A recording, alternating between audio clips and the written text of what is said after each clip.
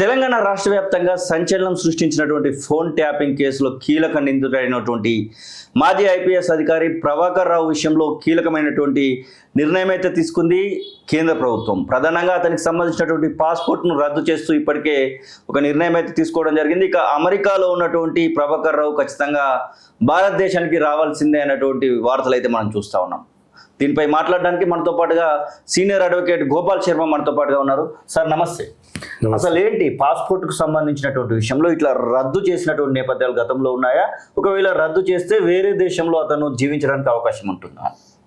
అనేక కేసులలో most wanted criminals అనే ఒక కేటగిరీ ఉంటుంది. ఓకే. మన భారత ప్రభుత్వం కనుక చాలా దేశాలలో మనకు గివ్ అండ్ టేక్ పాలసీస్ ఉంటాయి. అంటే ఎక్స్ట్రడిషన్ పాలిటిక్స్ అంటారు.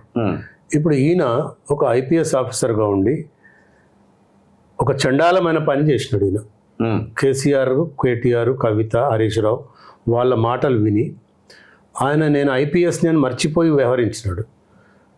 ఇంకొకటి ఏంటంటే కేసీఆర్ ఇన్స్ట్రక్షన్స్తోని వాళ్ళ కులం వాళ్ళనే పెట్టుకుండు కింద ఆఫీసర్లందరినీ. వాళ్ళందరూ అరెస్ట్ అయినారు. వాళ్ళందరూ అరెస్ట్ అయినారు. వాళ్ళు బయటకు వచ్చారు. రాకముందు అరెస్ట్ కన్నా ముందు వాళ్ళ కన్ఫెషన్ స్టేట్మెంట్స్ అన్నీ కూడా ఇన్వెస్టిగేషన్ ఏజెన్సీస్ దగ్గర ఉన్నాయి. అవును. Basing on those confession statements ఈపాటికే వాళ్ళ స్టేట్మెంట్ మీద ఈపాటికే కేసీఆర్ను, కేటీఆర్ను, హరీష్ రావును, కవితను అరెస్ట్ చేసే అవకాశం ఉండింది.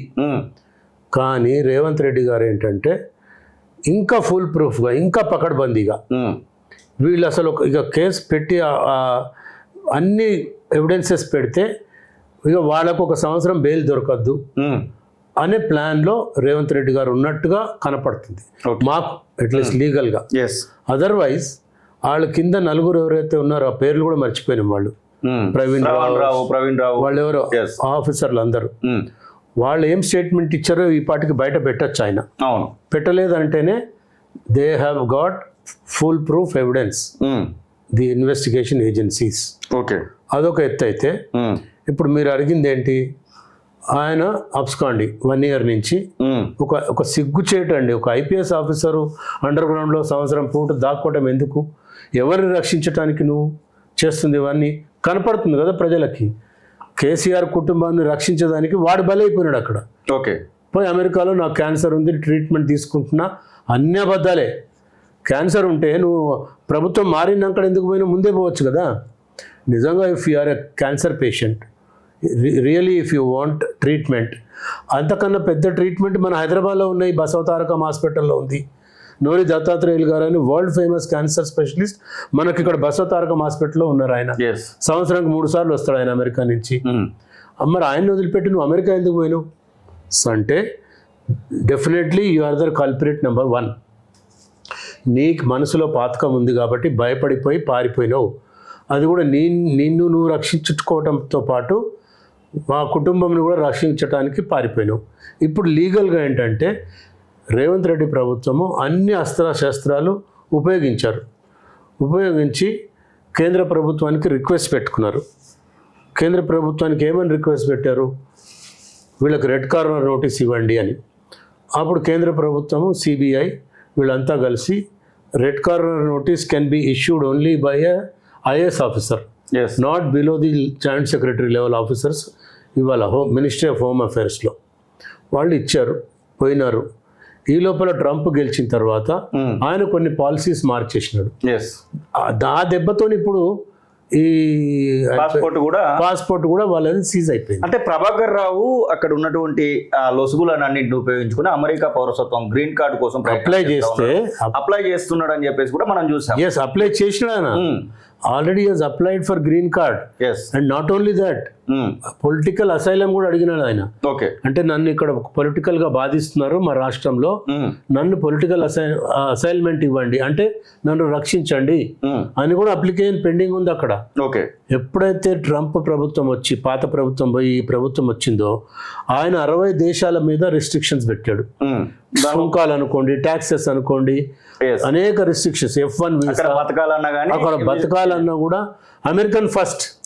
ఆయన స్లోగన్ ఏంటంటే అమెరికన్ ఫస్ట్, మిగతా అన్ని దేశాల తర్వాత.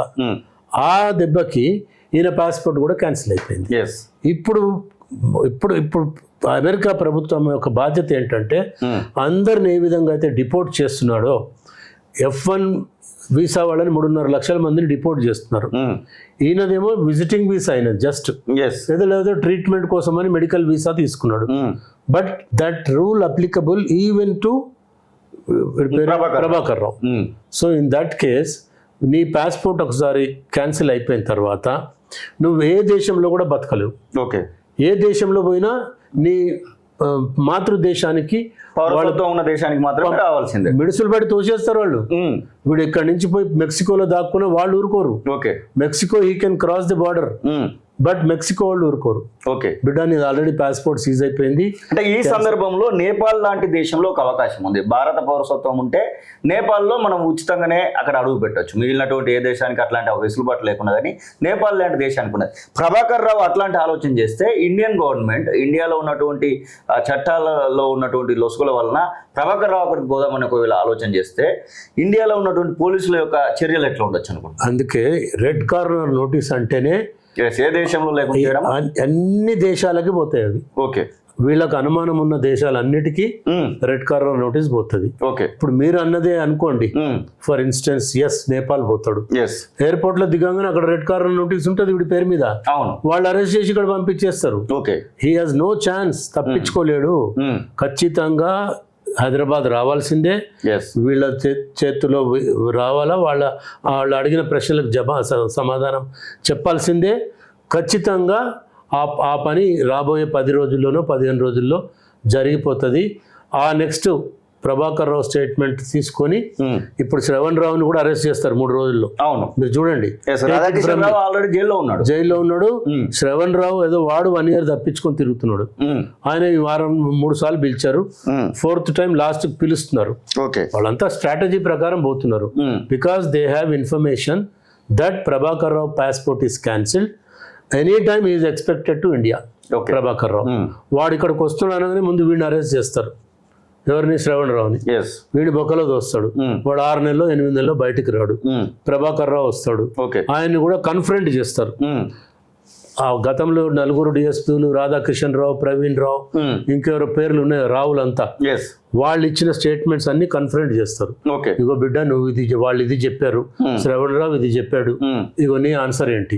ఇదే సందర్భంలో దీనిలో పొలిటీషియన్స్ సంబంధించినటువంటి అస్త్రం ఉందని తెలిస్తే దాన్ని లీగల్ గా ఎట్లా ప్రవేశపెట్టబోతున్నారు, ఎట్లా దీన్ని ప్రూవ్ చేయడానికి ఉంటుంది?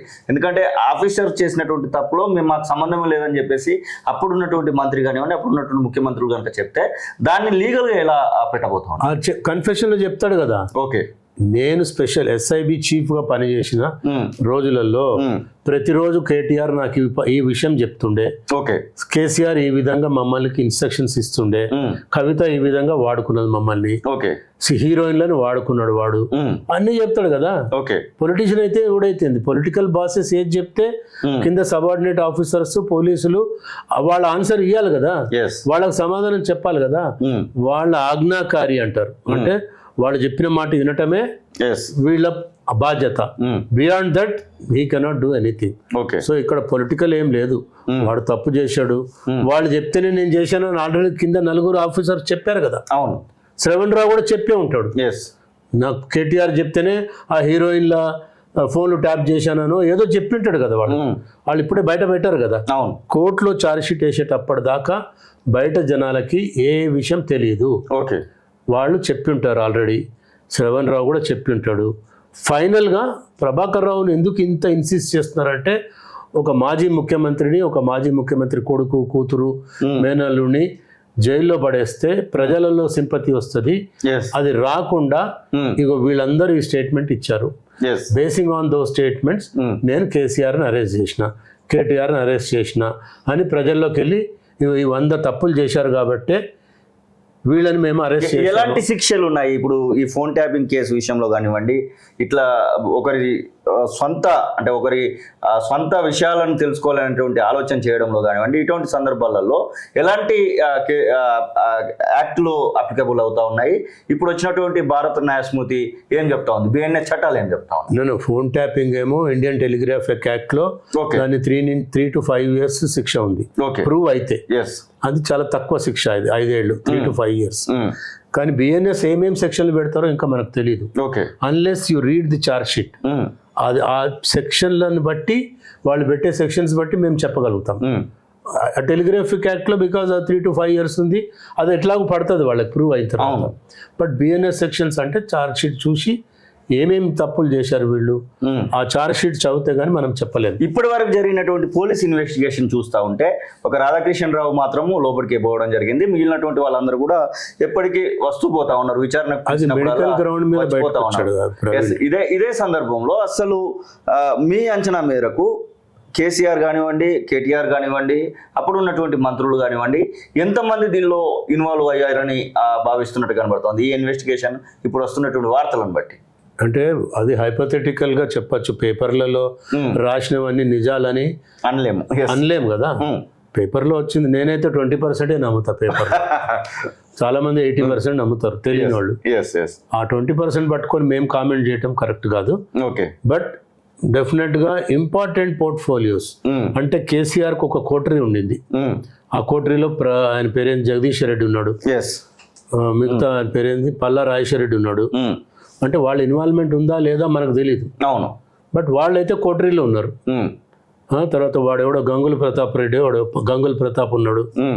ఇట్లా 3-4 గురించి మనం రెగ్యులర్గా అప్పుడు ఉన్న పీరియడ్లో వింటుండేవాళ్ళం, అట్లీస్ట్ పేపర్లో చదివేవాళ్ళం, ఈ కోటరీలో పలానా వాళ్ళు ఉన్నారని. వీళ్ళు కాకుండా కుటుంబ సభ్యులు 5 అయితే ఉన్నారు కదా, కేసీఆర్, కేటీఆర్, హరీష్ రావు, సంతోష్ రావు, కవితారావు.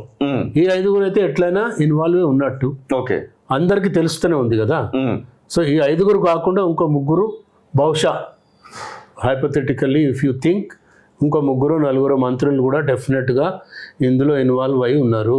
రెడ్ కార్నర్ నోటీస్ జారీ చేయడానికి చాలా లోసుకులు ఉంటాయి దీనిలో కూడా, ఎవరిని పడితే వాడికి రెడ్ కార్నర్ నోటీస్ ఇవ్వరని అంటున్నారు. కేంద్ర ప్రభుత్వం కూడా ప్రభాకర్ రావు విషయంలో రెడ్ కార్నర్ నోటీస్కి పూనుకుంటుంది అనేటువంటి మాటలు వింటా ఉన్నాం. అసలు రెడ్ కార్నర్ నోటీస్ అంటే ఏంటి? రెడ్ కార్నర్ నోటీస్ జారీ చేయాలంటే ఎవరు జారీ చేయాలి? అంటే ఏదైనా ఒక కేసులో ఎవరన్నా వ్యక్తి తప్పించుకొని తిరుగుతుంటే అతను మనకి ఇక దొరికే అవకాశం లేదు, ఈ దేశ సరిహద్దులు దాటి బయటకు వెళ్ళిపోయినాడు అని అనుకున్నప్పుడు మన రాష్ట్ర ప్రభుత్వము కేంద్ర ప్రభుత్వానికి రిక్విజిషన్ పెట్టాలా. ఈ పలానా వ్యక్తి ఈ కేసులో మాకు ఇంపార్టెంట్ కీలకమైన అక్యూజ్డ్ ఈయన వేరే అబౌట్స్ దొరకట్లేదు, ఏ దేశంలో ఉన్నాడో కూడా తెలియదు అన్నప్పుడు రెడ్ కార్నర్ నోటీస్ ఇవ్వండి అని వీళ్ళు అడగచ్చు రాష్ట్ర ప్రభుత్వం. వీళ్ళు సిబిఐకి రాయాలా, మినిస్ట్రీ ఆఫ్ హోమ్ అఫైర్స్కు పోతుంది మళ్ళీ అక్కడి నుంచి. మినిస్ట్రీ ఆఫ్ హోమ్ అఫైర్స్ వాళ్ళు కేసు పూర్వపర్వాలన్నీ పరిశీలించి ఎస్ ఈ వ్యక్తికి రెడ్ కార్నర్ నోటీస్ ఇవ్వచ్చు అని వాళ్ళు సాటిస్ఫై అయితే దెన్ రెడ్ కార్నర్ నోటీస్ ఇస్తారు. ఇక అది ఫైనల్ నోటీస్. చాలా ఎల్లో కార్నర్ ఉంది, బ్లూ కార్నర్ ఉంది, అనేక నోటీసులు ఉన్నాయి. బట్ ఆ కేసు తీవ్రతను బట్టి ఇందులో తీవ్రమైన అంశాలు ఇమిడి ఉన్నాయి. ఒక ముఖ్యమంత్రి కొడుకు అందరి ఫోన్లు ట్యాప్ చేసి 100 మందిని అరెస్ట్లు చేసి విచ్చలవిడిగా ఈ ప్రభుత్వాన్ని నడిపారు కాబట్టి Prabhakar Rao presence is very much required అని వీళ్ళన్ని రాస్తారు. చరిత్ర రాయాల, రెడ్ కార్నర్ మొత్తం రాయాల, 20 పేజీలు 100 పేజీలు రాస్తారు వీళ్ళు. అక్కడ పంపించిన తర్వాత వాళ్ళు కూడా వెరిఫై చేసుకొని అప్పుడు రెడ్ కార్నర్ నోటీస్ ఇస్తారు. ఒకసారి రెడ్ కార్నర్ నోటీస్ ఇచ్చిందంటే ప్రపంచంలో ఏ మూలన దాక్కున్నా కూడా పట్టుకొస్తారు పోలీసులు. అంత సమర్థవంతమైన పోలీస్ వ్యవస్థ మన దగ్గర ఉంది, తెలంగాణలో ఉంది, ఫర్ దట్ మ్యాటర్ ఇండియాలో. బట్ కేంద్ర ప్రభుత్వం సహకారం లేకుండా రాష్ట్ర ప్రభుత్వాలు వాళ్ళంతటా వాళ్ళు ఏం చేయడానికి లేదు. కాబట్టి ఆయన చెప్పాడు కదా, నేను మోడీ గారిని కలిసినప్పుడు అనేక విషయాలు చర్చించానని రేవంత్ రెడ్డి గారు చెప్పారు. సో ఇది కూడా చర్చించి ఉంటాడు. రెడ్ కార్నర్ కూడా ఇవ్వండి సార్ అంటే ఇచ్చేస్తారు. ఎందుకంటే గతంలో మోడీని అరే ఆవరే మోడీ తూ ఆవరే గోకుతా నిన్ను, ఏందాడు ముఖ్యమంత్రి 3rd క్లాస్ వాళ్ళు, నువ్వు గోకకపోయినా నేను గోకుతా, ఇవన్నీ భాషలు మాట్లాడాడు కదా కేసీఆర్, అందుకే ఓడిపోయినాడు. వాళ్ళు గోకుతారు ఇప్పుడు, ఈయన వాళ్ళు గోకుతారు. సో రాజకీయాల్లో ఉన్నప్పుడు చాలా జాగ్రత్తగా నోరు అదుపులో పెట్టుకొని మాట్లాడాలి. తెలంగాణ ఉద్యమం ముసుగులో నేను ఏది మాట్లాడినా చెల్లుతుందంటే దానంత మూర్ఖత్వం ఏం లేదు. సో ఫైనల్గా రెడ్ కార్నర్ నోటీస్ అయిపోయింది, క్యాన్సిల్ అయిపోయింది. ఆయన వీసా పోయినట్టే, పాస్పోర్ట్ కూడా క్యాన్సిల్ చేశారు. ఎట్టి పరిస్థితుల్లో నాకు తెలిసి 15 రోజుల లోపల ఇండియాకి పట్టుకొస్తారు, లోపడేసి తాంతర్రాడి. Thank you sir.